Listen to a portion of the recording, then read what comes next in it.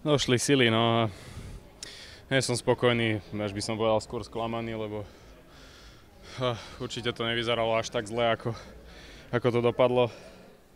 Teda pred tým, ako som bežal, ale neviem, ťažko k tomu hľadám slova jednoducho.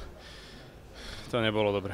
Práve, že však nabehaného mám dosť a myslím si, že by som to mal byť schopný zvládnuť, no možno som príliš veľa energie minul v zákrute, ale to je iba špekulácia, slabá výhovorka na to, aby som bol schopný zvládnuť tú druhú časť trate jednoducho.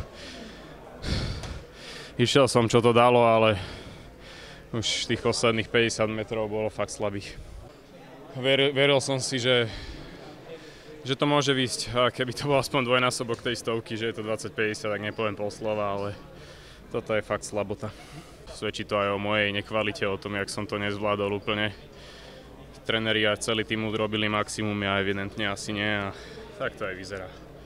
Nastavený som bol dobre, hlavne pred stovkou a tá nedopadla podľa mojich predstav, tak už to trošku znížilo nejaké moje sebavedomie, ale to by sa proste nemalo stávať, na to som už naučený, aby som to zvládol a jednoducho aj pred tou dvojstovkou som si povedal, že to hodím všetko za hlavu, že idem bojovať, čo to dá.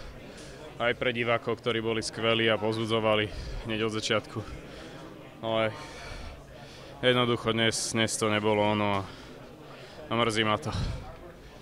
Tá úroveň je tu mnohonásobne vyššia, čiže to, čo stačilo na univerziáde na postup, tu nestačí ani na rozbeh pomaly, čiže respektíve postup do finále.